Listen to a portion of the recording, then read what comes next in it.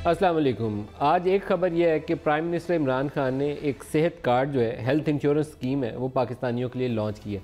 बहुत अच्छा इकदाम है। पाकिस्तान में जो गरीब है उसकी मदद के लिए सरकार कोई भी काम करे तो उसको सराहना चाहिए और उसकी हौसला अफजाई करनी चाहिए कि मज़ीद आगे बढ़कर करिए।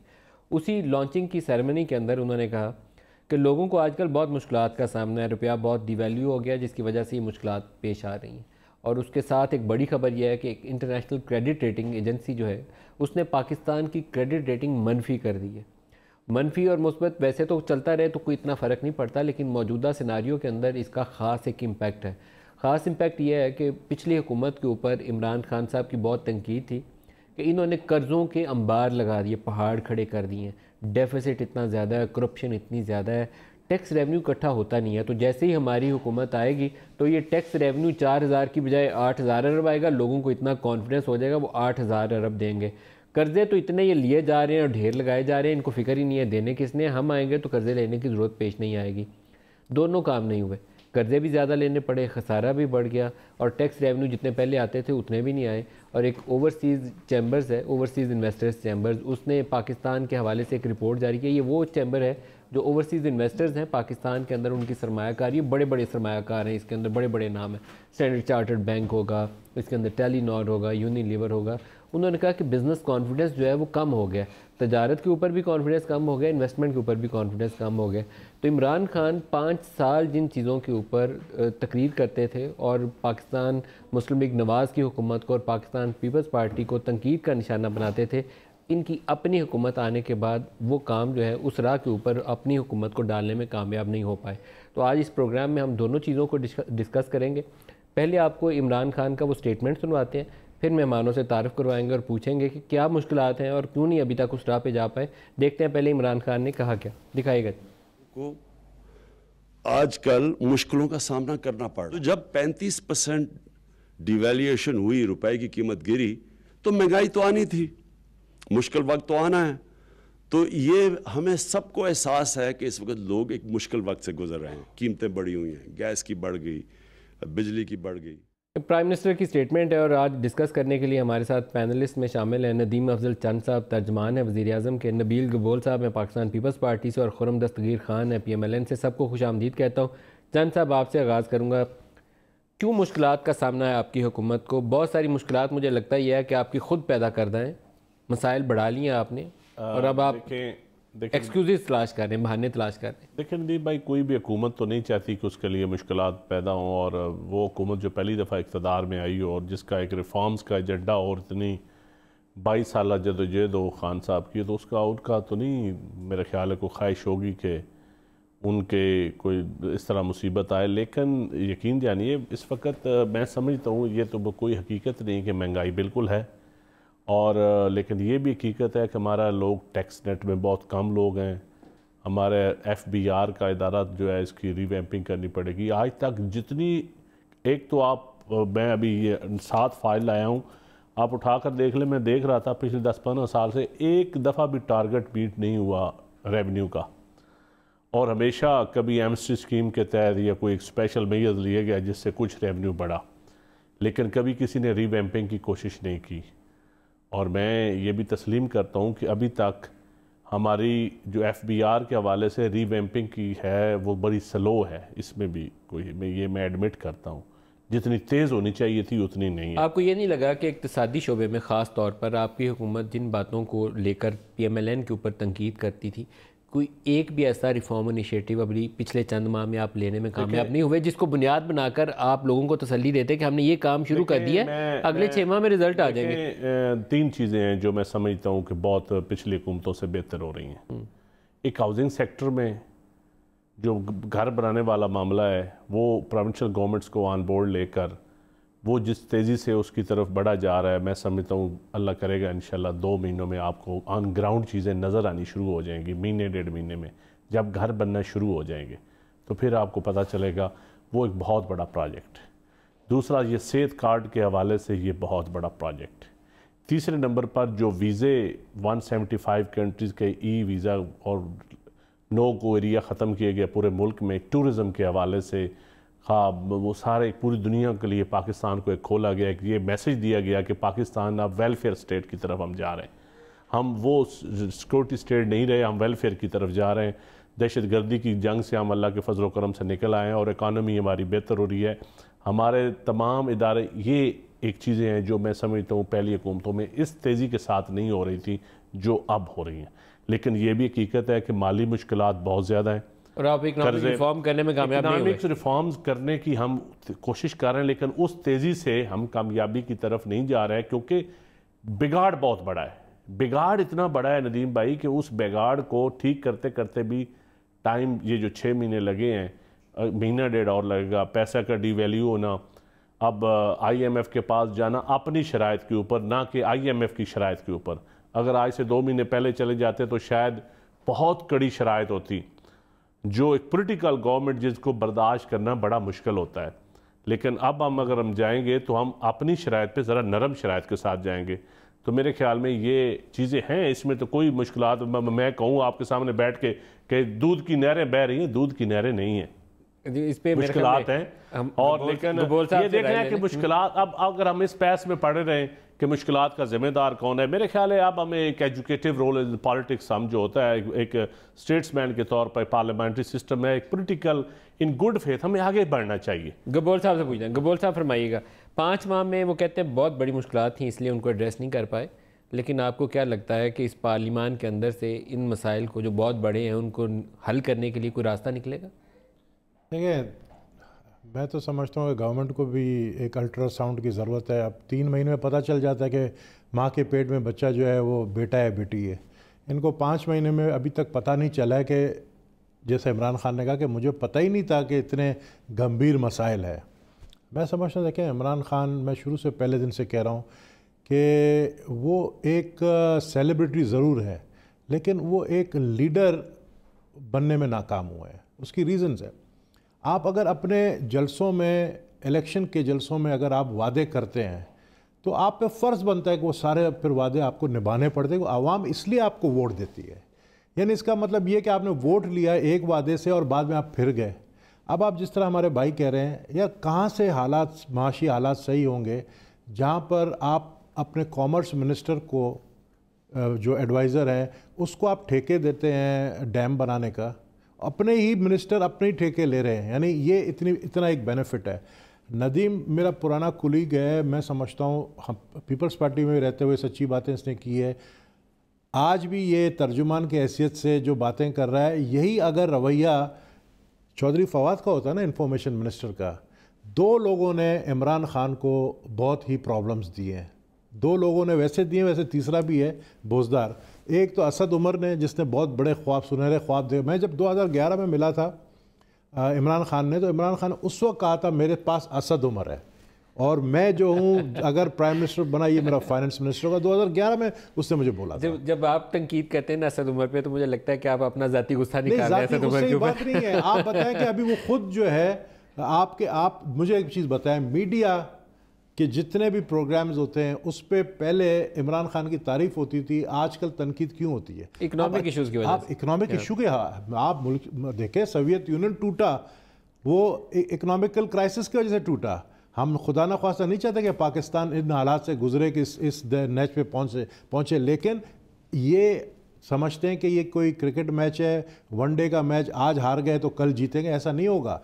एक दफ़ा ही चांस आपको मिलता है और इमरान खान को भी पता है कि एक दफ़ा ही वो प्राइम मिनिस्टर बनेगा, अगली दफ़ा उसको चांस नहीं मिलेगा। और इमरान खान भी जानता है कि 2020 जो है मिड टर्म इलेक्शन का साल है। 2020 मिड टर्म इलेक्शन का साल है। ये मैं आज आपको लिख के मुझसे ले ले। अच्छा, 2020 मिड नहीं, तय क्या तय इमरान खान ने किया, तय इमरान खान को सच बता रहा हूं। इमरान खान निजी महफिलों, अभी अब जाके नदीम निजी महफिलों में बैठता है इमरान खान के साथ, लेकिन निजी महफिलों में बैठ के वो तो क्या है, वो तो सर अपना जो है पीट रहा है कि यार मेरे पास कोई ऐसा अलादीन का चिराग है नहीं कि मैं मुल्क को इन हालात से निकाल सकूं, और ये मेरे बस की बात नहीं है कि मैं निकाल सकूं, क्योंकि एक इमरान खान डिसीजन नहीं ले रहा है और लोग भी साथ डिसीजन ले रहे हैं। और कौन है जो उसके साथ है? कौन जो उसके साथ बैठते हैं रात को? आप बनी गाला में जाए, इमरान खान की नीयत पे शक नहीं है। मैं आज भी कह रहा हूं, बंदा Imran Khan as a person, उसकी नीयत पे शक नहीं है, लेकिन उसको टीम बहुत खराब मिली है। Powerful captain and a weak cricket team, very weak और अंडर 20 के हिसाब से सब अंडर 19 वाले। तो इसका नबील भाई जिस तरह हम कहते हैं बिलावल अच्छा आदमी है, उसके साथ टीम बड़ी गलत है। ये पार्टियों का फैसला देखे ना, आप तो पता है आप तर्जुमान हो, आप इमरान खान की टीम बन गए, मैं तो नदीम टीम नहीं बना ना। मैं समझता हूँ इस वक्त देखें, आप कहते हैं ना, अब ये जो फाइनेंस बिल हम लाए हैं, मनी बिल लाए हैं जो नया अभी असेंबली में अभी इंशाल्लाह 18 को पास हो जाएगा, क्या कि ये बिजनेसमैनों के लिए एतमाद बढ़ाने की तरफ हमारा कदम नहीं है, इंडस्ट्रियलाइजेशन की तरफ, बैंक सिस्टम के अंदर खुर्रम साहब को गुफ्तगू में शामिल पेपर्स के ऊपर। खुर्रम दस्तगीर साहब, आप फरमाइएगा कि ये आज प्राइम मिनिस्टर की स्टेटमेंट और आज ही के दिन जो क्रेडिट रेटिंग एजेंसी ने पाकिस्तान को डाउनग्रेड कर दिया, उसने कहा -B नेगेटिव, क्योंकि हमारी जो तवक्को थी उससे ज़्यादा इनको टाइम लगेगा अपना फिस्कल डेफिसिट कम करते, अपना करंट अकाउंट डेफिसिट करते, और ग्रोथ को हम मीडियम टर्म में उन्होंने डाउन स्केल कर दिया। तो आपको क्या लगता है कि मसाइल हल करने में तहरीक इंसाफ कामयाब होगी या मसाइल बढ़ गए हैं पहले से? मलिक साहब, स्टैंडर्ड एंड पुअर ग्लोबल को तो इस हुकूमत के जो मुखालफों ने नहीं ख़रीद लिया ना, उन्होंने तो अपनी बेलाग राय देनी है, और जिसका आपने जिक्र भी किया, मैं पढ़ के सुना देता हूँ कि prospects for a rapid recovery in fiscal and external settings are now diminished. और उन्होंने ये भी कहा कि limited progress in addressing fiscal imbalances coupled with weaker economic settings। अब बात यह कि स्टैंडर्ड एंड पुअर पहली एजेंसी नहीं है जिसने पाकिस्तान को डाउनग्रेड किया है। दिसंबर में फिच ने भी पाकिस्तान को B से B- कर दिया था, और उन्होंने भी ऐसी गुफ्तगू की थी जिस तरह आज स्टैंडर्ड एंड पुअर ने अपना तज्जिया पेश कर दिया है। आपने थोड़ी सी जो है ना, वो कहते हैं हाथ हौला रखा। जो बिजनेस कॉन्फिडेंस है ओवरसीज चेंबर ऑफ कॉमर्स का, मलिक साहब, वो 26% गिरा है। वो मई 18 में जब मुस्लिम लीग नून की हुकूमत थी तो वो मुस्बत 14 था, आज -12 पर है। उनके अपने फिगर्स जो उन्होंने रिलीज किए हैं। तो मुआशी मामले में तो, मुआशी पॉलिसी में तो ये हुकूमत मुकम्मल दिवालियापन का शिकार है, जिसकी वजह से ये पाकिस्तान को भी दिवालिया की तरफ लेकर जा रहे हैं। क्यों खुर्रम साहब, आप तो तजारत की वजारत भी चलाते रहे हैं, तो मैं आपसे चाहूंगा कि इन्फॉर्म्ड ओपिनियन इस पे दे सकें कि ये क्यों इतनी बड़ी दुश्वारी का हमें सामना है, क्या ऐसी वजूहात हुई जिसकी वजह से ये नाकामी और चैलेंज हमें फेस करना पड़ा? जी, सबसे बड़ी वजूहात ये थी, और ये वजूहात सियासी हैं, ये मुआशी नहीं है, कि मुस्लिम लीग नून की हुकूमत को मतून करने के लिए इन्होंने पाकिस्तान की मईशत का इतना भयानक नक्शा पेश किया। खुद इमरान खान साहब ने जाकर, मैं सऊदी अरब में जब इन्वेस्टर्स के पास गए तो उन्होंने कहा कि Pakistan is in a desperate situation, desperate का लफ्ज इस्तेमाल किया। उन्होंने कहा Pakistan is paralysed by corruption. तो वो सारे इदारे, बचबूल फिच के और स्टैंडर्ड एंड पुअर ग्लोबल के, जो पाकिस्तान को एनालाइज कर रहे होते हैं, क्रेडिट रेटिंग सेट कर रहे होते हैं, वो जब वजीर आजम ये कह रहा है कि हमारा तो हाल बहुत डेस्परेट, का मतलब है कि बिल्कुल ही बेड़ा गर्क हुआ है।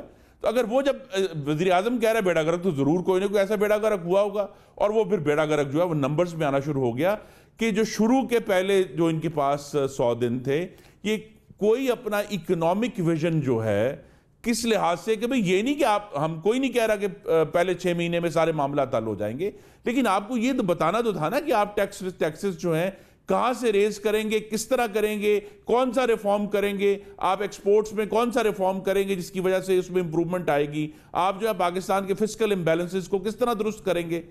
कोई ऐसा काम नहीं किया। अभी भी जिस मिनी बजट का मेरे भाई ने जिक्र किया है, इस मिनी बजट में किसानों का नाम लेके, मीडियम एंड स्मॉल एंटरप्राइजेस का नाम लेके फायदा किसको दिया गया? बैंकों को फायदा दिया गया। उनका टैक्स, बैंकों का टैक्स कम किया गया, किसान का टैक्स कम नहीं किया गया। तो इनकी तो जो पूरी थॉट प्रोसेस जो था वो इतना कियोटिक था, जिसके अब आहिस्ता आहिस्ता नतीजे आना शुरू हो गए हैं कि जो है वो आपको ये नहीं लगता कि हेड ऑन इश्यूज को हम डील करने से हमारी सियासी हुकूमतें गुरेज करती हैं? मैं आपको इसकी मिसाल दे सकता हूं कि जो इमरान खान ने या असद उमर ने कहा कि ख़जाना खाली मिला है, ऐसी ही तकरीर हमें 2008 में डार साहब से सुनने को मिली थी, जब आपने पाकिस्तान पीपल्स पार्टी के साथ मिलकर वजारतों का हल्फ उठाया था। तो यही तकरीर थी डार साहब की पहले कि ख़जाना 10 सालों में खाली हो गया, लूटा गया पाकिस्तान, हमारे हाथ तो कुछ आए। देखिए मलिक साहब, उसके बाद से 25 अरब डॉलर पे 25 अरब डॉलर पे नहीं, मेरा सवाल पूरा हो जाए। 25 अरब डॉलर पे हमने एक्सपोर्ट छोड़ी पीपल्स पार्टी की हुकूमत ने 2013 में। आपकी हुकूमत 21, 22, 23 इस फिगर में घूमती रही 5 साल। हमने हेड ऑन उस इशू को डील करने की कोशिश ही नहीं की जो पाकिस्तान का अलमिया है, हमारी फॉरेन एक्सचेंज अर्निंग। तो आज तो एक्सपोर्ट पहले से बढ़ी है, ये फिगर मेरे सामने पड़े हैं, चेक करो। नहीं, अभी इतनी डिवैल्यूएशन के बाद भी डिवैल्यूएशन के बाद एक्सपोर्ट तो बढ़ी। अलमिया तो ये भी था, डिवैल्यूएशन इनकी भी 40% हुई है पूरे साल में। डॉलर की डिवैल्यूएशन नून लीग के दौर में हुई है, अब हमारे दौर में 35% हुई है, 40% हुई थी। कर लें आप खुरम साहब, कर लें आप बात पूरी। लेकिन 50 अरब डॉलर बांग्लादेश बेच रहा और हम 23-24 पे घूमते रहे 5 साल, तो फिर तो काबिल अफसोस बात ही है। मलिक साहब, लेकिन हमें यह भी तो देखना है ना कि हमने पाकिस्तान का टैक्स रेवेन्यू दुगना किया, 200% उसमें इजाफा है। 1948 अरब से लेके 4028 अरब तक हम उसको लेके गए। हमारी एक्सपोर्ट अर्निंग क्यों नहीं बढ़ी? पाकिस्तान का ग्रोथ रेट दोबारा से जो है उसको रिवाइव किया 5.8%। नहीं, उसमें जरूर IMF का जो प्रोग्राम था वो भी था, कुछ पॉलिसियां भी उसमें इशू था। लेकिन इमरान खान साहब को ये तो मालूम होना चाहिए ना कि जिस दिन मुस्लिम लीग नून ने हुकूमत छोड़ी थी उस दिन से लेकर अब तक 35% डिवैल्यूएशन नहीं हुई, 20% डिवैल्यूएशन हुई है। उस दिन 115 रुपए का डॉलर था, अगर आज 139 रुपए के ऊपर है तो 20% डिवैल्यू है। 20% की डिवैल्यूएशन के ऊपर आपने हज का जो खर्चा है वो 63% बढ़ा दिया। इसकी कोई सेंस नहीं बनती। और मैं फिर ये कहूंगा कि बजाय ये कि इन मामलात को मैनेज करते हैं, मलिक साहब क्या ये बहरान जिनका ये जिक्र करते हैं 1 साल पहले नहीं थे जब मुस्लिम लीग नून की हुकूमत थी? मौजूद थे। उससे 1 साल पहले नहीं थे, हमारे एक्सपोर्ट के क्राइसिस मौजूद था। लेकिन हमने मैनेज किया और इस हद तक मैनेज किया कि मुस्लिम लीग नून के आखिरी साल हुकूमत में ये वेरीफाइड फिगर्स हैं, पाकिस्तान की एक्सपोर्ट्स 13% US डॉलर टर्म्स में पिछले साल के मुकाबले में बढ़ना शुरू हुई बगैर इस डीवैल्यू किए हुए। यानी हम उस मेजर डिवैल्यूएशन के बावजूद पाकिस्तान ने डीवैल्यू किया उसके बाद बढ़ी, उससे पहले नहीं थी बढ़ी। जब मिफ्ता ने डीवैल्यू किया उसके बाद एक्सपोर्ट नहीं। मलिक साहब, मेरी गुजारिश है कि अगर आप नहीं, ये आपके अदादोशुमार दुरुस्त नहीं है। अगर आप पाकिस्तान, मुझे मुकम्मल करने दें मलिक साहब के अदादोशुमार की बात करते हुए मुझे मुकाबला नंबर पढ़ दें। ये नंबर इन्होंने सामने रखे हैं। 17 में 22 मेरे पास 18 में 24,824 मिलियन डॉलर थी, टोटल 117 बने। 18 में अब मलिक साहब जो मैं जुलाई से लेकर अब तक 11,840 मिलियन डॉलर तक पहुंच चुकी हैं। मैं जो बात कर रहा हूं, मैं आपको रिकॉर्ड दिखा रहा हूं मेरे भाई, आप ये आपका फिगर है जो आपके दौरे को बताया किसने? वो जून 2017 में बढ़ना शुरू हो गई थी। कहां से लेकर 2017 जून में बढ़ना शुरू हो गई थी। मैंने निकाला और हर कोई निकाल सकता है। तर्जुमान हो तो ज़ाहिर प्राइम मिनिस्टर सेक्रेटरी दिखा रहा हूं जी। ये स्टेट बैंक ऑफ पाकिस्तान में एक्सपोर्ट अर्निंग्स की नंबर्स हैं। ये आप दिखा दें, फर्क है जो ये आप दिखा दें के पास है और इसमें नाज़रीन को दिखा दें। कौन सा स्टेट बैंक आपका बुक मुका है? नहीं, कौन सा ये नबील का और खुरम का बुक मुका। खुरम दस्तगीर जो दिखा रहा है सही है या ये सही है? स्टेट बैंक के नंबर हम देखें, आज आपको नदीम मलिक साहब एक बात बताता हूँ, ये स्टेट बैंक के नंबर है। मेरा चैलेंज है इसके ऊपर। मैं भी खुरम, आप देखें हम लोग हल्के के लोग हैं, पब्लिक में बैठते हैं उनके साथ। हम चाय, आजकल तो चाय का दावा हो गया, वहाँ पे बैठते हैं। मुझे बताएं, जो ये स्टैटिस्टिक दे रहे हैं, जो ये नंबर्स दे रहे हैं, क्या आम आदमी को इसका कोई असर पड़ रहा है? बिल्कुल नहीं असर नहीं पड़ा ना। नहीं पड़ रहा। ये देखो, ये सही बात बोल रहे हैं। आम आदमी चीखें क्यों निकाल रही है? कह रहे हैं इमरान खान कहता था ना एक गाना, भाईजान मैं वही बता रहा हूँ 3 गुना हुई है, उसका फर्क पड़ रहा है। भाईजान मेरे ट्विन ब्रदर, मैं आपको यही बता रहा हूँ कि वो लोग मुझे कभी कभी खुरम दस्तगीर समझ लेते हैं रास्ते में पकड़ के। ठीक है, मैं आपको सिर्फ एक चीज़ बताना चाह रहा हूँ कि मैं जहाँ जाता हूँ, यकीन करें जहाँ जा रहा हूँ मैं मतलब बड़ा आजकल मैं दौरे शौरे भी 3 साल में मैं फारिग हूँ ना, फारिग हूँ मैं बिल्कुल। देखो ना, नदीम 3-4 साल नदीम 3-4 साल फारिग रहा। आज अभी देखो इमरान खान की नजर करम हुई, अब वो काम पे लग गया है और जबरदस्त काम वाला बंदा है। मैं जानता हूँ मेहनती आदमी है, काम करके दिखाएगा। चौधरी फाज जैसा उसका बेड़ा गर्क नहीं करेगा। मैं सिर्फ इतना कह रहा हूँ कि भाई आम आदमी को इससे कोई सरोकार नहीं है। ये जो स्ट्रेटेजी आप बता रहे हैं, पता नहीं, इसलिए तो मैं भी नहीं समझूंगा। मैं भी इकोनॉमिस्ट नहीं हूं, मैं भी नहीं समझूंगा। हम सिर्फ ये समझते हैं कि आपने गैस इतना महंगा कर दिया है कि आप और खुद अपनी चोरी मान रहे हैं। आप ये देखिए कि वो मिनिस्टर कह रहा है कि हाँ वो गलती होगी, लेकिन हम बिल वापस नहीं कर सकते। बिल तो आपको पे करना पड़ेगा, इंस्टॉलमेंट दें। फिर आपने कहा गीजर जो है वो आइटम नहीं है, क्या कहते हैं उसको, उन्होंने कहा लग्जरी आइटम है। हाँ, लग्जरी आइटम नहीं है। ठंडे पानी से तुम नहा के दिखाओ ना, अगर तुम्हें नमूनिया नहीं हो जाए मिनिस्टर को। और खुद इमरान खान ने अपने इंटरव्यू में कहा तो लग्जरी अफोर्ड कर सकते हैं जी, बाकी नहीं कर सकते। नहीं, वो कहता है कि मैं खुद जो है चूल्हे पे गर्म पानी करता हूँ, नहाता हूँ उससे। ये उसका स्टेटमेंट है, आप देख लें अपना यूट्यूब पे। मैंने सुना है उनको। मैं आपको एक बात बताना चाहिए, देखें आम आदमी इस वक्त बहुत ज्यादा परेशान है। आम आदमी खुदा की कसम खुदकुशी पे मजबूर हो गए, हो रही है, खुदकुशियां हो रही हैं।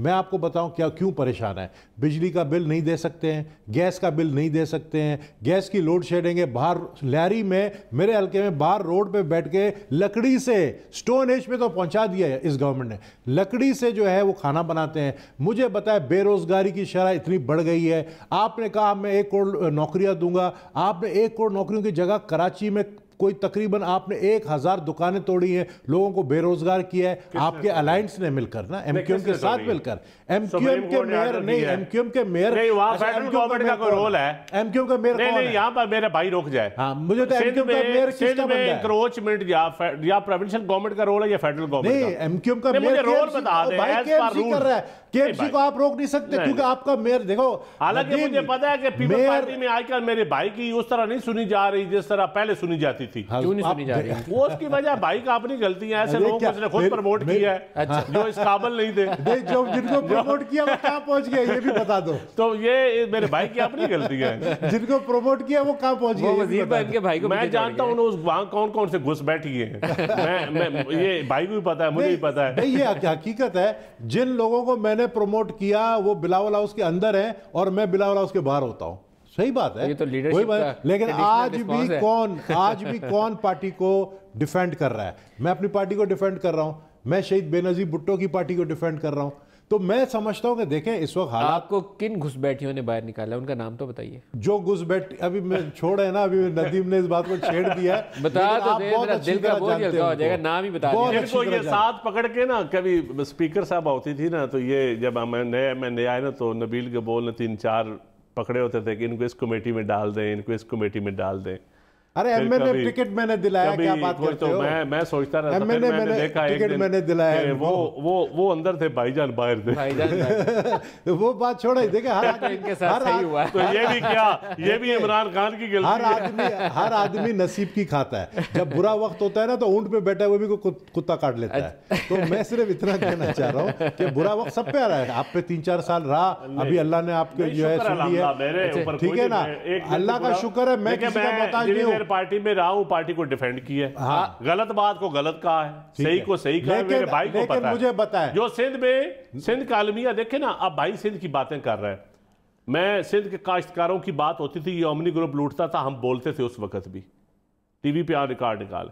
ये आज इंक्रोचमेंट की बात हुई है, ये चाइना कटिंग, ये सारी चीजें बातें होती, डिस्कशन होती थी, क्यों नहीं बोला जाता था? देखिए अब मेयर गलत कर रहा है, सुप्रीम कोर्ट का ऑर्डर गलत है, तो मेरे भाई आपको कोर्ट में जाना चाहिए। आप कोर्ट में जा सकते हैं, आप ताकतवर आदमी हैं, गवर्नमेंट आपकी अपनी पार्टी की है। हुकूमत के ऊपर जो तबसरा किया, उन्होंने कहा कि कप्तान तगड़ा है, नीचे अंडर 19 उसके ऊपर आप क्या कहते हैं? देखिए मैं अब 100% परफेक्शन आप कहें तो वो एक आइडियल सिचुएशन तो कभी भी नहीं रही।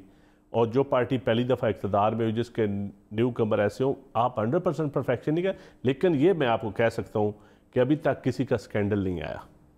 कोई फ्यूडल माइंड सेट या वो माइंड सेट इस गवर्नमेंट में नहीं है जो एक कारपोरेट फ्यूडल होता है ना, एक होता है ना सर फ्यूडल, एक होता है कारपोरेट फ्यूडल।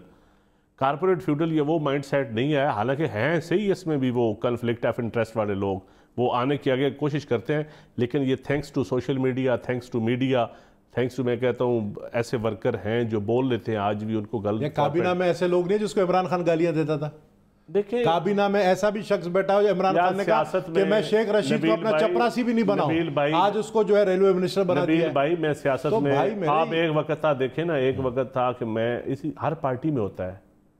अब मलिक साहब ये छोड़े, ये हर पार्टी में होता है। खुर्रम साहब से 2 चीज़ों पर राय लेते हैं। एक तो ये नबील साहब के कमेंट के ऊपर, वो कहते हैं कप्तान तगड़ा है, टीम अंडर 19 है, और दूसरा चंद साहब का दावा कि कोई स्कैंडल नहीं आया हमारा सामने। पहली बात तो ये है कि इमरान खान साहब की सारी काबीना तो परवेज़ मुशर्रफ की काबीना से भरी हुई है, और मेरे भाई जो इनके अभी तर्जुमान हैं, इनको मुबारक हो, लेकिन ये भी कोई ना तजर्बाकार नहीं है। ये पब्लिक अकाउंट्स कमेटी के चेयरमैन रहे हैं और मैं इनका एक रुकन था, इनकी क़ियादत में हमने काम किया है।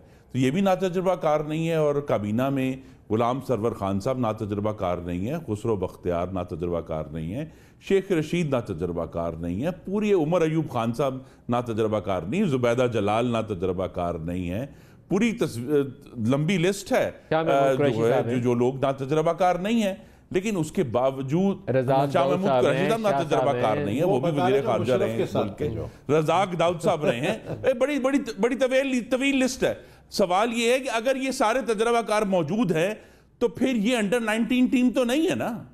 इसका मतलब ये है कि यहां कोई बहुत सीरियस इशू है पॉलिसी का, और पॉलिसी का इशू ये है कि ये लाइल्मी है कि अगर आपने 6 महीने बाद आकर कहना है कि मुझे मालूम नहीं था कि हालात इतने खराब हैं, आपने ये कहना है जी मुझे मालूम नहीं था कि ताहिर दावड़ को कौन उठाकर ले गया इस्लामाबाद के दरमियान में से, मुझे मालूम नहीं था कि रुपया कैसे डी वैल्यू हो गया, मुझे मालूम नहीं था कि FIA की रिपोर्टें कैसे लीक हो गई, मुझे मालूम नहीं कि साहिवाल का जो है वो सानिया किसने किया, मुझे मालूम नहीं कि गैस की कीमतें खान साहब PMLN की हुकूमत इनको एक ट्रैप में फंसा गई है, इतना खर्चा कर गई, इतने डेफिसिट बढ़ा गई, इतना फॉरेन एक्सचेंज का क्राइसिस था तो मुश्किल में डाल दिया आपने। ये ट्रैप नहीं है, ओवरड्राफ्टिंग पंजाब हुकूमत। मेरी गुजारिश सुन लेना जी मेरी गुजारिश ये है कि ये ट्रैप नहीं है कि गैस की कीमतें खुद बढ़ाते हैं फिर कहते हैं हम इंक्वायरी करेंगे गैस की कीमतें कैसे बढ़ गई। भाई आपकी काबीना ने खुद बढ़ाई, आपने खुद बैठकर बढ़ाई है। सर ये सबसे मजे की बात यही है, हमें मालूम ही नहीं है, सबसे मजे की बात यही है। तो इस तरह के तो कमालात ना करें ना, पाकिस्तान के साथ इस तरह का मजाक ना करें।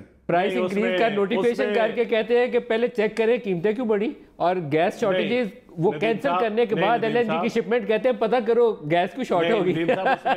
ये सबसे मजे के काम है खुरम साहब इनके। देखें नदीम साहब, मैं खुद उस पावर की मीटिंग में बैठा हुआ था जहाँ गैस की थी। यकीन जानिए जितने बिलियन वो क्यूबिक फुट वो चोरी होता है ना, गैस आती कितनी है, सिस्टम में कितनी जाती है और पेमेंट कितनी होती है, ये खुरम भाई तो मिनिस्टर है, खुरम साहब के वक्त भी तो चोरी हो रही थी। नहीं बहुत ज्यादा, अब चोरी भी कम हुई है, सिस्टम में बेहतरी आई है, लेकिन यकीन जानिए स्लैब के सिस्टम में जो फ्रॉड किया गया ना, ये इसकी इंक्वायरी जरूर होनी चाहिए थी। हमने खुद प्राइम मिनिस्टर साहब से कहा कि ये ब्यूरोक्रेसी की एक चाल होती है और ये इनकी नलायकी है, चाल शायद ना हो, ये नलायकी है।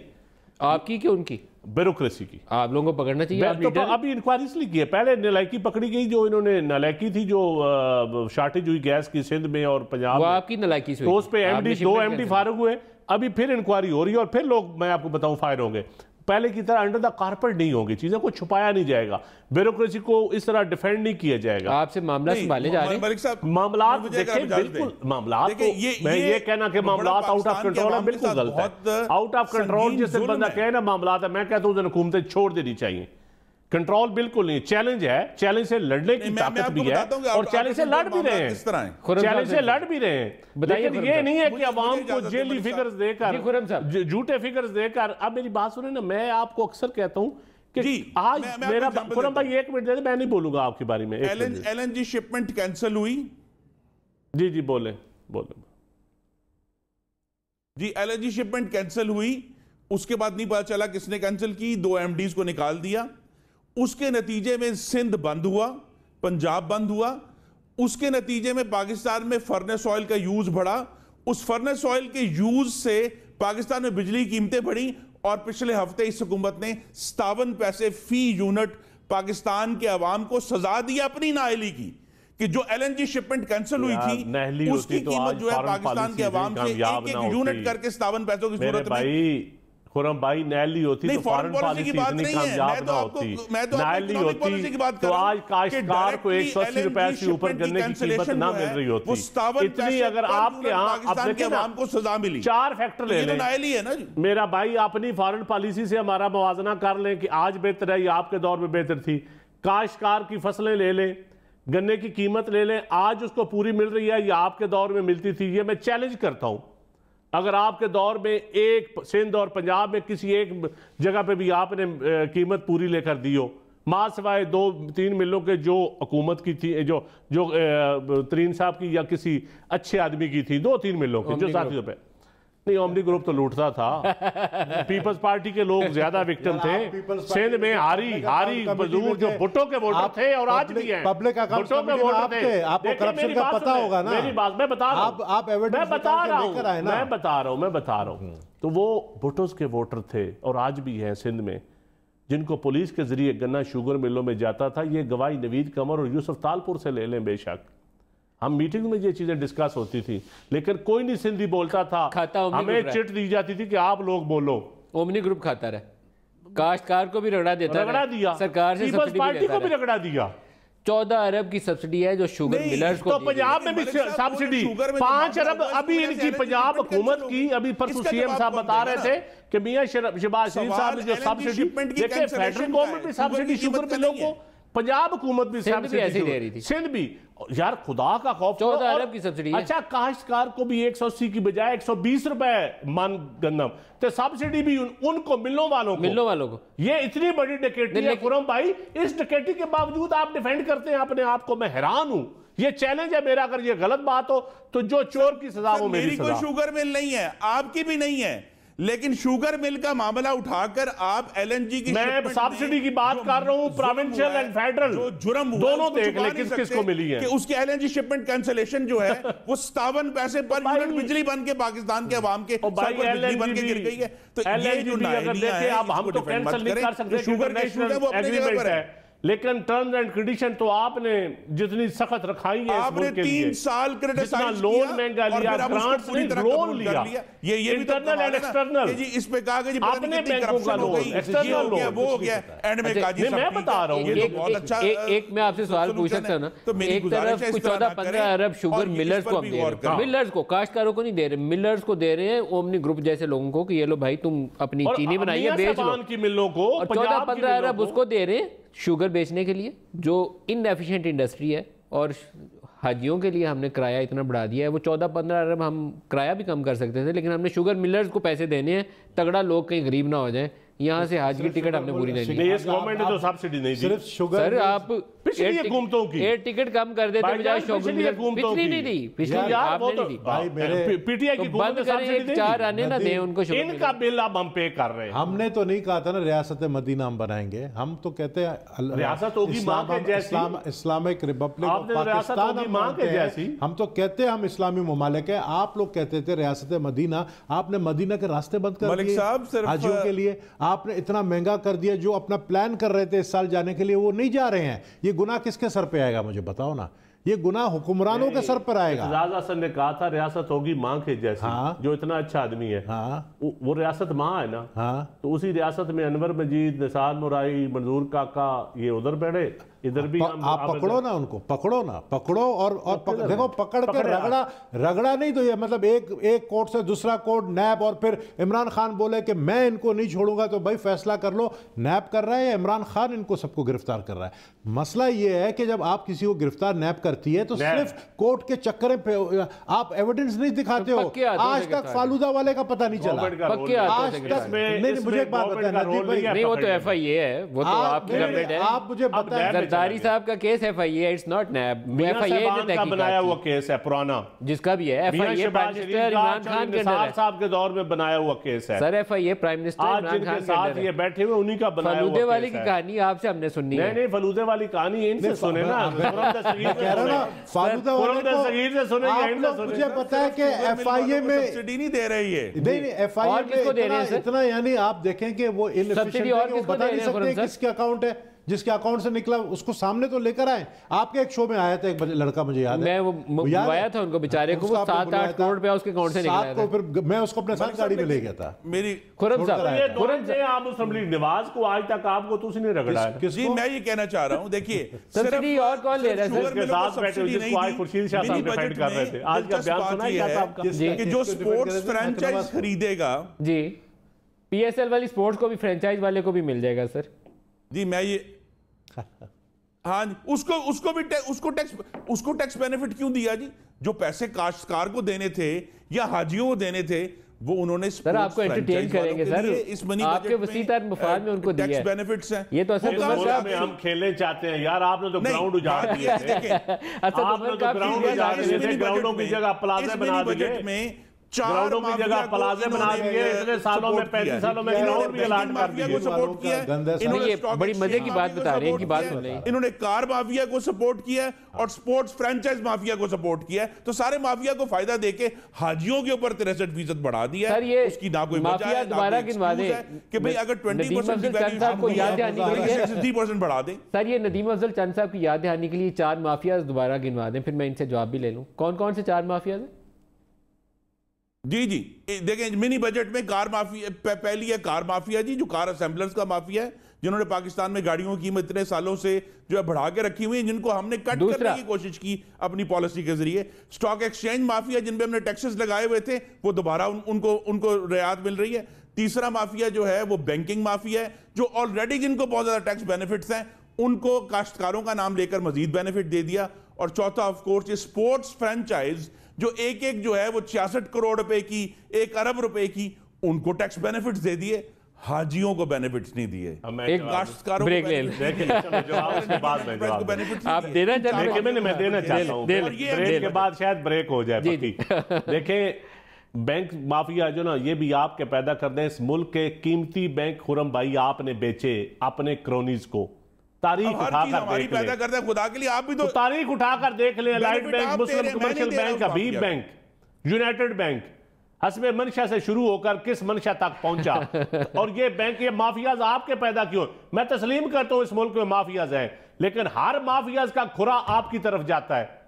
और आज भी आपके माफिया की, देखिए गैंग अप है माफिया। एक बात नहीं तस्लीम करता हूं, माफिया हर पार्टी के अंदर उनकी नुमाइंदगी होती है। 4 माफिया को पॉलिटिकल फैसलों में, एलीट में, ये अब खान साहब का कमाल है कि वो माफियाज को रेजिस्ट कैसे करते हैं।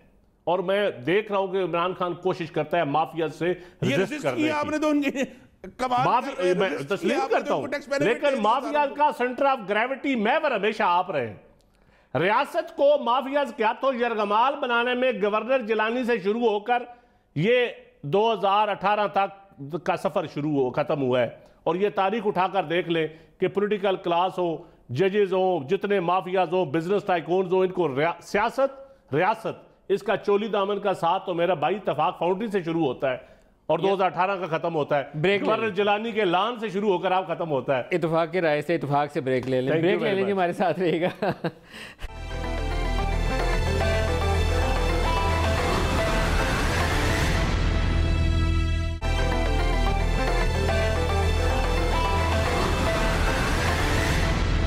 में दोबारा खुश आमदीद कहते हैं। गबूल साहब, अब इन मसलों से निकलना भी तो है ना, ये एक दूसरे के ऊपर इल्ज़ाम डालते रहे, इसी में सारी उम्र गुजर गई है, लेकिन अब कोई रास्ता निकालना है, वो कैसे निकलेगा? सर रास्ता जो है ना, इमरान खान को ही निकालना है। हुक्मरान जो है ना, वो है इमरान खान। हुक्मरान के ऊपर भी एक हुक्मरान है। वो कौन है सर? जो इनको लेकर आया है। वो कौन लाया? मतलब RTS वाले जो हैं, वो कौन है वो लोग, मुझे पता है ना। मेरा तो ख्याल था कि आप लोग हैं। नादरा वाले ना। अच्छा, नादरा वाले लाए? मतलब नादरा के जो कंप्यूटर के ऊपर जो बैठे हुए थे, नादरा वाले नहीं थे वो। कौन थे सर? पता नहीं कौन थे वो, कोई 20-22 शख्स थे जो कि ट्राउज़र और शर्ट पहनकर आए थे रात के 12 बजे। मैं आपको बता रहा हूँ, जो लेकर आए ना वो अब परेशान है। ट्राउजर और शर्ट वाले थे। मैं तो आ रहा हूँ 1,18,000 वोट। भाई आप इसलिए आ रहे हो, आपकी एक वजह है। आपको हराया, तगड़े बैठे हुए थे, पता नहीं। नहीं, आपको हराया। मैं आपको सही बताऊं, आप जीते हुए थे, आपको रात के 12 बजे के बाद हराया गया। मेरे पास सबके रिजल्ट्स है, मेरे पास सबके रिपोर्ट। किसने हराया? चंद साहब को यही बता दें। चले बाकी यार देखे, आवाम देखे ना, मैं जीता हुआ था। सरगोदे जाएंगे तो लोगों को बताएंगे तो सही ना। मुझे गबूल साहब ने बताया ये बंदा था जिसने मुझे बात यह है कि इमरान खान अगर ये फैसला कर ले कि भाई मुझे ही डिसीजन लेना है। और इमरान खान का एक बड़ा मसला है, जो बहुत पुराना मसला है उसका, वो खुद कभी डिसीजन नहीं लेता है। वो कहता है ना, मैंने बोजदार को वसीम अकरम बनाना है, तो वो वसीम अकरम के भी डिसीजन लेने में, जब वसीम अकरम या इंजामुल हक को जब उससे लिया था, या किसी भी क्रिकेट टीम के प्लेयर्स को लेते थे, तो वो खुद फैसला कभी नहीं करता था। वो हमेशा जो है ना अपने साथ 40 लोगों को बिठाता था और फैसला करता था।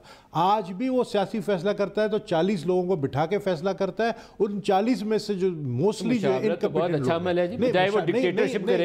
मुशावरत अच्छा है, लेकिन मुशावरत ये भी होता है कि अगर मुशावरत में अगर इमरान खान को उस बंदे को जिस जो बंदा मुशावरत देता है, जिसको वो समझता है कि इकोनॉमिक एक्सपर्ट है वो बंदा, जिस बंदे को वो समझता है कि वो कॉमर्स एक्सपर्ट है बंदा, मैं आपको पक्का लिख के दे रहा हूं, जिसको वो समझता है कॉमर्स एक्सपर्ट है। देखिए, मेन हुकूमत चलाने में 2-3 मिनिस्ट्रीज होते हैं जो हुकूमत चलाती है। एक तो आपका foreign office, no doubt Shah Mahmood की फॉरेन पॉलिसी के ऊपर मैं, और आप भी जानते हैं कि फॉरेन पॉलिसी हमारे मुल्क में सिर्फ शाह महमूद नहीं बनाता है, पूरी एक टीम होती है वो बनाती है। लेकिन मैं साथ साथ कॉमर्स फॉरेन पॉलिसी के ऊपर एक राय है कि ये फौज और हुकूमत का जॉइंट वेंचर है, जिसकी वजह से आपको सऊदी अरब से, यूएई से, मतलब मोहम्मद बिन सलमान ने पाकिस्तान आना है। एक आम तवक्को ये है कि वो 14-15 अरब डॉलर की इन्वेस्टमेंट आएगी सऊदी अरब से आपकी ऑयल रिफाइनरी में और वो पेट्रोकेमिकल सिटी में। सर मुझे एक चीज़ बताओ, 2 आपके ये पावर प्लांट से जो पीएमएलएन की हुकूमत ने लगाई है, उनको वो प्राइवेटाइजेशन के लिए बेचेंगे भी है, वेली बहादुर शाह वाला। मैं इकोनॉमिस्ट नहीं हूं, मेरे ख्याल में मुझसे ज़्यादा खुर्रम दस्तगीर जानता है, और ये मेरा ये भी मेरा भाई इकोनॉमिस्ट नहीं है, ये भी सियासी बंदा है मेरी तरह। ये लिखा हुआ लेकर आया, लिखा हुआ लेकर आया ना, लिखा हुआ लेकर आया, ये पढ़ के सुनाएगा आपको, लेकिन इसको भी समझ नहीं है इस चीज़ों की। मुझे इसके मुंह पे कह रहा हूँ, इकोनॉमी का ना हमें समझ है ना इसको समझ है, आपको होगा या खुर्रम को होगा। भाईजान मैं आज आपको बता दूं, आपको आप फ्रॉड को नहीं लगा सकते, जो लगाएगा हम उसको बेनकाब करेंगे। अच्छा, आपको अपनी हुकूमत में 1 महीने के बाद आपको स्कैंडल्स मिलेंगे, ये भी मैं आपको बता दूं। कौन पकड़ेगा? आप खड़े होंगे, मैं आप फिर आप उसको डिफेंड करें, आप तर्जुमान निकल रहे हैं। पकड़ा कौन जाएगा? पकड़े, देखो पकड़ तो इमरान खान रहा सबको ना। अच्छा, इमरान खान अपने बंदे को पकड़े ना। खुर्रम साहब, आपसे फॉरेन पॉलिसी के ऊपर अभी भी ये पाकिस्तान तहरीक इंसाफ वाले सारे ये क्रेडिट लेते हैं कि मेजर हमारी सक्सेस ये है कि वो ममालिक जिनके साथ हमारे तल्लुकात में सर्द मोहरी आ गई थी, हमारे दोस्त मुस्लिम इस्लामिक ममालिक, वहाँ हमारे तल्लुकात में इतना टर्न अराउंड है कि हमें बेल आउट पैकेज दिया, उन्होंने डॉलर्स भी दिए हैं और अब सरमायाकारी भी कर रहे हैं। सऊदी अरब और यूएई की मिला के एक आम अंदाज़ा ये है कि 25-30 अरब डॉलर की सरमायाकारी है। मोहम्मद बिन सलमान का विजिट 1 हफ्ते के अंदर एक्सपेक्टेड है। ऑयल रिफाइनरी और पेट्रोकेमिकल सिटी और 2 पावर प्लांट्स जो आपने सेटअप किए थे पंजाब में, दोनों की प्राइवेटाइजेशन उनको की जा रही है। बड़ी इन्वेस्टमेंट है, 14-15 अरब डॉलर की बात हो रही है।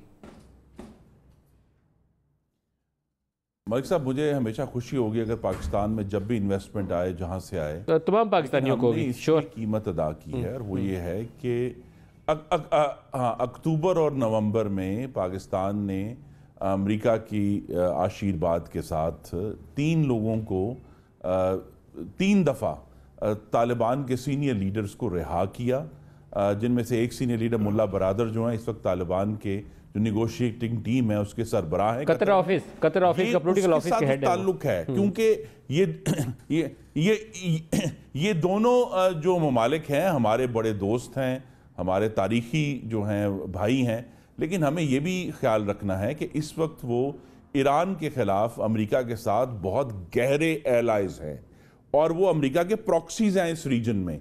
ये जो गेम है, ये पाकिस्तान का जो एक शिफ्ट किया था नवाज शरीफ ने, पिवट अवे किया था चाइना की तरफ और रशिया की तरफ, टर्की की तरफ, ये पाकिस्तान को उससे दोबारा वापस ले जाने की कोशिश है।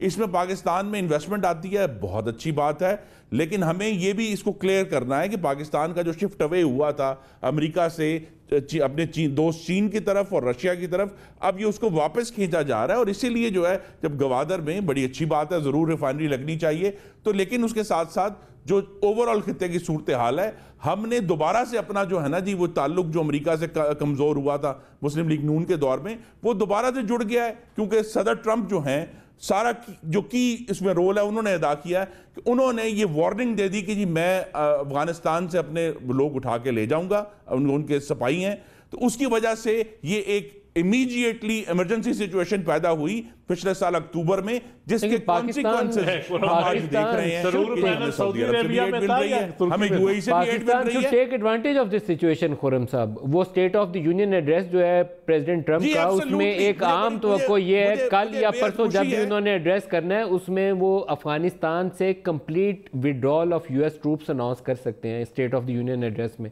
तो पाकिस्तान के लिए तो बेस्ट अपॉर्चुनिटी है। जी जी, मैं इसलिए कह रहा हूं, ये जो मेरी जो गुजारिश है ना, वो ये है कि शादियाने बजाने से पहले ये गौर कर लें कि शाह महमूद कुरैशी साहब ने सिर्फ हाथ में लाया था और आकर कहा कि जी रीसेट हो गया है, और 3 दिन बाद प्रेसिडेंट ट्रंप ने अमेरिकन टेलीविजन के ऊपर अब पाकिस्तान के बारे में बड़े गलत कलमात अदा किए, जिसके फिर जवाब में इमरान खान साहब को 2 ट्वीट करने पड़े।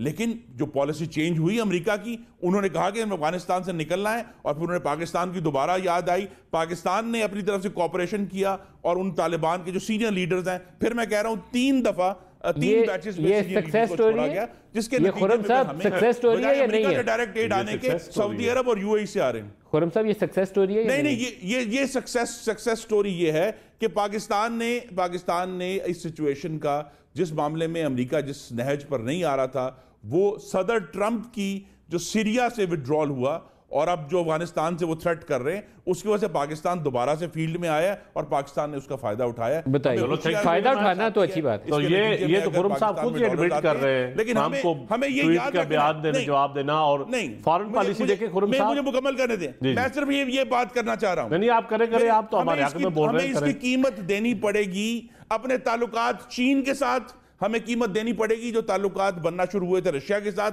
और हमें कीमत देनी पड़ेगी जो ताल्लुकात बनना शुरू हुए थे ईरान और टर्की के साथ। सर अगर तो बिल्कुल प्रिवेल करती है तो चाइना और रशिया की कीमत पे कोई नहीं आगे बढ़ेगा। कोई बिगाड़ पैदा नहीं होगा, ना ईरान के साथ, ना तुर्की के साथ, ना रशिया के साथ, ना चाइना के साथ। क्या ये आप जेन से निकाल दें कि अगर आपने कोई ऐसा देखे, पहले अगर जो अच्छी फॉरेन पॉलिसी होती है ना, कोई भी, मैं समझता हूं किस तरह की ये गवर्नमेंट नहीं है कि आपकी कोई अच्छी पॉलिसी आप छोड़ गए होंगे तो उसका तसलसल ना हो, उसका तसलसल भी होगा।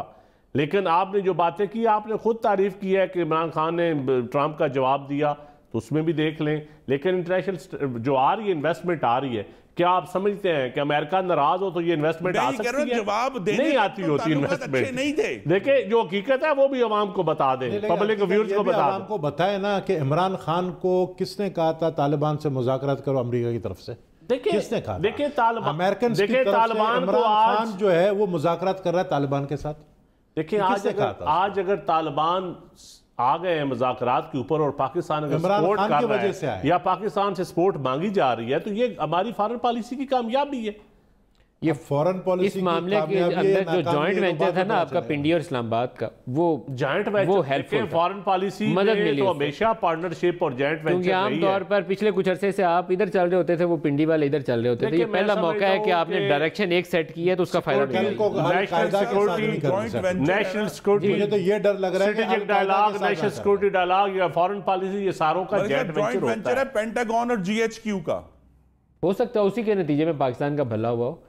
जनरल क्यानी सिक्योरिटी डायलॉग करने गए थे, वो भी आपको पता है वक्त था, तो आपके दौर में भी भाई पेंटागन भी था, जीएचक्यू भी था, फिर उसी पेंटागन जीएचक्यू की वजह से सरूर पैलेस भी था। तो ये सारी चीजें होती रही है दौरों में। शरीफ मानता नहीं था ना अमेरिका की बात, तो भाई कौन ले गया था सरूर पैलेस? मियां साहब को जेल से निकाल के। मानता था भाई, मियां साहब नहीं थे मानते जी। मियां साहब अमेरिका की बात मानते अमेरिका की तो मुझे नहीं पता है। जिस दिन वो जो जद्दा वाले वो पैलेस जो गए थे, वो कैसे गए थे? पैलेस देखें, नवाज शरीफ साहब ने कुछ गलतियां की हैं जिसकी वजह से आज वो जेल में है, ठीक है ना। हम और मैं समझता हूं कि वो बहुत कम अरसे तक रहेंगे जेल में, ये भी मैं आपको बताऊं। आपको लगता है कि वो जल्दी जाने वाले हैं? जाने वाले नहीं, मुझे लगता है लंदन जाने वाले, लंदन जाने वाले। हाँ, जाने वाले या निकलने वाले, ठीक है ना, जेल से निकलने वाले, जो मुझे लगता है। क्योंकि ये चहमगोइयां इतनी है जी कि वो कहते हैं लाज ही घर से जाएंगे और लंदन चले जाएंगे। किस तरीके से ये हमारा शरीफ भाई जो है, नदीम भाई लोग के जो पार्टी है, ये आप पहले मुझे ये खबर पहले इसी की बता दें, ये बड़ी अच्छी खबर है, मेरे प्रोड्यूसर साहब को बड़ी पसंद आई। वो कहते हैं मियाँ साहब लंदन जाएंगे इलाज के लिए।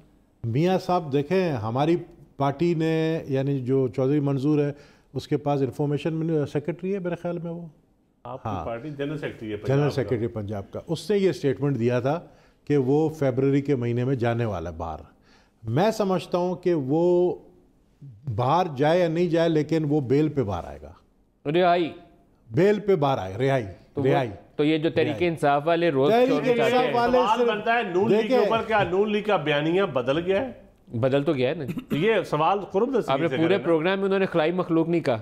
नहीं, वो अच्छी बात है, वो तो खला से जमीन तक का सफर खत्म हो गया ना, वो तो ये वजात तो खुरम दस्तगीर कर सकते हैं कि इनका बयानिया क्यों बदला है। खुरम साहब, अब मियां शहबाज शरीफ साहब का बयानिया प्रिवेल कर गया या मियां शहबाज साहब का प्रिवेल कर गया? आप दुरुस्त कह रहे हैं। अच्छा, खुरम साहब, तो मरियम बीबी का और मियां साहब, बड़े मियां साहब का क्या फ्यूचर है? जब इंशाअल्लाह मोहम्मद नवाज शरीफ बाहर आएंगे तो वो बयानिया दोबारा शुरू होगा। हमें एक उस वक्त के हालात के मुताबिक उन्होंने स्टैंड लिया, अभी वो दोबारा स्टैंड लेंगे।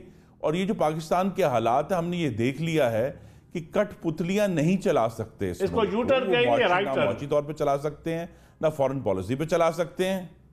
जी नहीं, मैं ये कहूंगा कि कठपुतलियों ने बाजी हो गया कि ये यू टर्न है या राइट टर्न है, ये भी बता वो मुआशत को बेड़ा गर्क कर रहे हैं। जी, ये ना यू टर्न है ना राइट टर्न है। ये जब मोहम्मद नवाज शरीफ इंशाल्लाह अभी आज़ाद होंगे तो वो दोबारा से उस जद्दोजहद का, उस गुफ्तगू का आगाज करेंगे। और पाकिस्तान में बहरहाल जो गबोर साहब की तरह पुरितवाद है, गबोर साहब भी ये कह रहे हैं कि रिहाई हो जाएगी, हाकिमियत होगा, उसी के ऊपर बात होगी। तो आप भी खुर्रम साहब पुरितवाद हैं कि मियां साहब की रिहाई होने वाली है? मैं नहीं जानता कि किस बुनियाद पर कह रहे हैं, क्योंकि सिर्फ एक चौधरी मंजूर साहब के ट्वीट के ऊपर तो हमें ऐसी कोई इंफॉर्मेशन नहीं है कि कोई ऐसा एक्शन होने लगा है। लेकिन वो अपने बयानिया पर कायम है। उन्होंने जरूर जो है कुछ ये जो इनिशियल दिन थे उनमें अभी खामोशी इख्तियार की, लेकिन इंशाल्लाह वो बाहर आकर ये तो पार्टी का जो बयानिया है अभी मौजूदा वो शहबाज शरीफ का है कि नवाज शरीफ का है? ये भी बता दें कि जो मौजूदा बयानिया है पार्टी का वो शहबाज शरीफ का है पार्टी का या नवाज शरीफ? पार्टी का बयानिया इन्हीं दो सतूनों पर कायम है। वोट को इज्जत दो, खिदमत को वोट दो, उस पर हम खड़े हैं। हमने खिदमत भी की है, पाकिस्तान का हक हाकिमियत भी इंशाअल्लाह ताला के करम से अवाम का वो करेंगे। तो लेकिन सर इसका तो मतलब ये होगा कि शहबाज शरीफ साहब जो कुछ कह रहे थे उसको आप लोग वजन नहीं दे रहे। शहबाज साहब की तो बिल्कुल बातों में एक और तवाज़ुन था उनकी।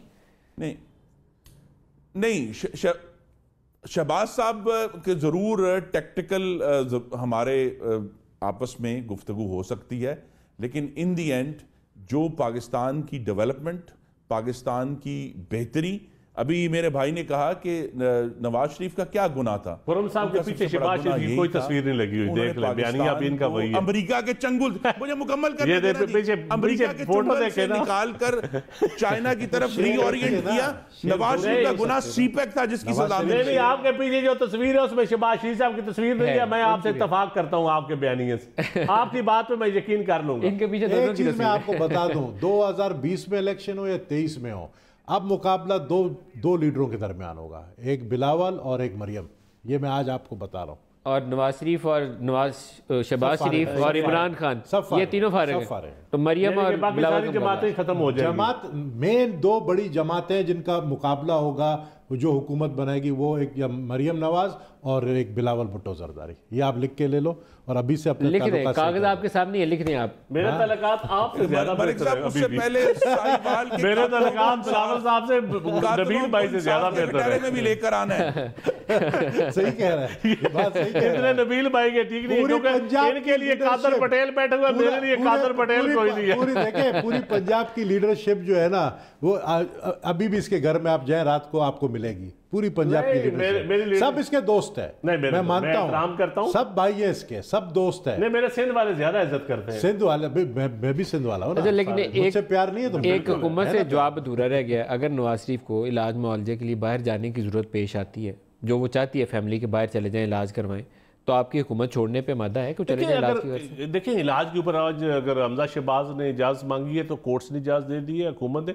हमारी हुकूमत विक्टिमाइजेशन पे यकीन ही नहीं रखती। अगर आपकी हुकूमत को जरूरत पेश आती है इजाजत देने की, तो आपको इतराज तो नहीं? ईसीएल से नाम हटा देंगे? यकीन रखते हैं, विक्टिमाइजेशन पे यकीन नहीं रखते। ईसीएल से नाम आपकी हुकूमत ने मैंने आपको सीधी सी बात बताई, अकाउंटेबिलिटी पे हम यकीन रखते हैं, विक्टिमाइजेशन पे। कोर्ट्स का जो फैसला होगा हमें कबूल होगा कोर्ट्स के अंदर, और हम इस पार्लिमानी निजाम को चलते देखना चाहते हैं, अनारकी नहीं चाहते इमरान खान साहब का बयान। और हम जिन लोगों ने पैसा खाया वो उनसे पैसा इंशाल्लाह वापस लेंगे। सबको तो वो अगर अदालत ने कहा कि लंदन जाने की इजाजत है तो आप अदालत के तो हर हुक्म के सामने सरेंडर करेंगे। अदालत के हर हुक्म के, ये तो देखें रूल ऑफ लॉ, इस मुल्क में अगर आप रूल ऑफ लॉ के लिए स्ट्रगल करते हैं तो जो अदालत का हुक्म होगा वो तो मानना पड़ेगा। खुर्रम साहब ने अभी बड़ी मजे की बात की। खुर्रम साहब वो दोबारा बता दीजिएगा कि बयानिए में क्या तब्दीली आई है इमरान खान की?